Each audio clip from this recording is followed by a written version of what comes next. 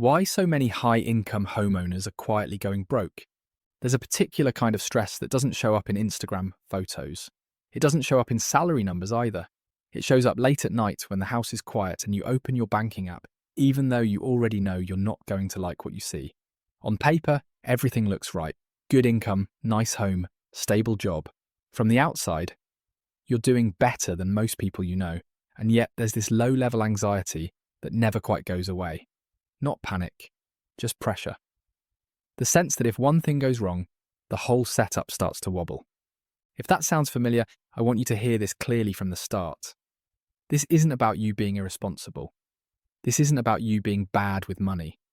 And it's definitely not about you not making enough. What's happening to a lot of high-income homeowners right now is quieter than that. It's structural. It's mathematical. And because it happens slowly, most people don't see it until they're already deep inside it. Let's slow this down and walk through it carefully. Most people assume that financial stress disappears once income reaches a certain level. There's this unspoken belief that struggle is something you graduate out of. You struggle when you're young, you struggle when you're broke, and then once you earn enough, life smooths out. But income doesn't remove risk. It just changes where the risk lives. And for a lot of high earners, that risk ends up concentrated in one place: their home. Here's how this usually starts. Someone's income grows, maybe steadily, maybe in a jump, a promotion, a new role, a business doing well, and naturally, life expands to match it. Not recklessly, not stupidly, just reasonably. A better apartment, then a house, then a slightly better neighbourhood, a bit more space, a bit more comfort. After all, this is what progress is supposed to look like. And when they buy the house, it feels like a win, a milestone, proof that things are working. Friends congratulate them, family feels relieved. The payment is technically affordable. The bank approved it. The spreadsheet says it works. And for a while, everything feels fine. But what doesn't get talked about enough is that a house doesn't just raise your monthly payment. It raises your baseline. It changes the minimum amount of money your life requires just to stay still. Mortgage, property taxes, insurance, utilities, maintenance, repairs, furniture, landscaping. Things that used to be optional become mandatory. Things that used to be occasional become constant. And none of them feel dramatic on their own. They feel normal, responsible even. This is where the trap starts to form. High-income homeowners rarely feel like they're overspending. They feel like they're meeting obligations. That distinction matters, because obligations are much harder to cut than indulgences. When stress hits, you can cancel subscriptions. You can eat out less. You can delay a vacation. But you can't negotiate with your roof. You can't pause property taxes. You can't tell your HVAC system to break next year instead. So cash flow gets tighter, but quietly, slowly. The margin that used to absorb surprises starts shrinking. You still save, but not as much. You still invest, but inconsistently. You still feel okay, but you notice you're checking balances more often. You start timing expenses. You start hoping nothing big happens at the wrong moment. If this is hitting close to home, take a second and tap like. Not because this is entertaining, but because this conversation doesn't happen enough. And the algorithm only surfaces calm, honest discussions if people signal that they matter. Here's the part that catches a lot of people off guard. The problem isn't that the house is expensive. The problem is that housing costs don't scale the way income does. Income is volatile. It can go up. It can go down. It can pause. Housing costs are rigid. They only move in one direction over time, and they move whether your income does or not. When income is high, rigidity feels harmless. When income stalls, or life intervenes, rigidity becomes dangerous. Think about how many things have to go right, continuously, for a high-income homeowner to feel comfortable. The job has to stay stable. Health has to cooperate. The economy has to remain friendly. Major repairs have to stay spaced out. Taxes can't spike unexpectedly. Insurance can't jump. Nothing major can break at the wrong time. That's not pessimism. That's math. High-income homeowners often live with timing risk. Not because they're reckless, but because their fixed costs assume consistency. And consistency is rare over long periods of time. What makes this especially tricky is that from the outside, everything still looks good. The house is nice. The income is strong. So when stress shows up, people internalize it. They assume they must be doing something wrong. They feel embarrassed. They don't talk about it. They keep the pressure contained. That's why this happens quietly. Another layer most people miss is how homeownership changes how you experience income. When your housing cost is low relative to your income, raises feel meaningful. They create room. They reduce stress. But when housing eats a large share of your cash flow, raises mostly disappear into maintenance, inflation, and lifestyle adjustments. The money comes in and goes right back out without ever creating safety. This is where people start to feel rich but fragile. They can afford nice things, but they can't afford interruptions. They can spend, but they can't stop. Their financial life looks impressive, but it's running hot, with very little buffer. If you've ever thought, I make good money, so why does this still feel tight? That's not a personal failure.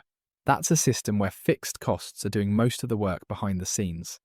Let's talk about why high-income homeowners are especially vulnerable to this, compared to lower-income renters, or even lower-income homeowners. When you earn more, you're offered more leverage, bigger loans, better terms, more approval. The system assumes that because you can handle higher payments today, you'll always be able to handle them. But leverage amplifies both success and stress. It magnifies small miscalculations over time. A slightly optimistic assumption about future income. A slightly underestimated maintenance cost. A slightly aggressive lifestyle adjustment. None of these feel dangerous alone. Together, they tighten the system until there's no slack left. And slack is the entire point of wealth. Wealth isn't about how impressive your assets look. It's about how much time and flexibility you can buy when things don't go as planned. A house can be a powerful tool, but only if it doesn't consume the very flexibility that wealth is supposed to provide. If you're finding yourself nodding along, I'd really like to hear in the comments what surprised you most after buying your home. Not as a warning to others, just as shared reality. People learn faster when they realize they're not alone in this. There's also a psychological piece here that doesn't get enough attention. Homeownership changes identity. Once you buy a house, especially a nice one, there's pressure to live up to it, to furnish it properly, maintain it properly, host properly, upgrade appropriately. These aren't luxuries anymore. They feel like requirements of the role. And because your income supports the image, no one questions it, including you. This is how lifestyle inflation sneaks in through responsibility instead of indulgence. You're not buying things to show off. You're buying things to keep the system running smoothly. But smooth systems are expensive systems. Over time, you stop asking, is this worth it? And start asking, how do I make this work? That shift is subtle, but it's dangerous. It turns decisions into obligations and obligations into stress. What makes this even harder is that housing costs are emotionally protected. People will cut almost anything before they question the house. The house represents safety, success, stability. So everything else gets squeezed first. Savings, investments, rest, optionality. And that's how high-income homeowners slowly drift from wealth building into wealth maintaining, and then into wealth defending, and eventually into wealth anxious. They're not broke in the traditional sense. They're cash flow constrained, obligation heavy, and timing sensitive. Which functionally feels a lot like being broke when life throws a curveball. Let's pause here for a second. If this conversation feels uncomfortably accurate, subscribe. Not because I'm going to sell you a solution, but because this channel exists to slow these decisions down before they turn into quiet regrets. Now, I want to be very clear about something. This is not an argument against home ownership. It's not an argument for renting forever. And it's definitely not a judgment on people who bought bigger homes or stretched at certain points in their lives. Timing matters. Context matters. Life isn't lived in spreadsheets. This is about understanding the trade-offs clearly, without the cultural noise. A house can build wealth, but it can also consume it. The difference usually isn't price. It's proportion. How much of your financial energy the house demands relative to what you earn and what you keep. When housing takes up too much of your financial bandwidth, it crowds out everything else. It crowds out investing.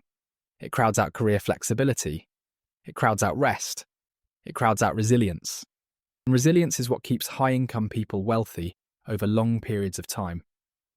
The quiet truth is that many high-income homeowners aren't going broke because they bought too much house.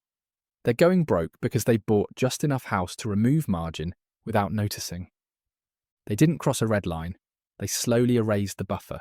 And buffers don't feel important until the moment you need one. So if you take anything from this, let it be this perspective shift. Your house is not just a place to live or an investment. It's a system that either creates slack in your life or consumes it.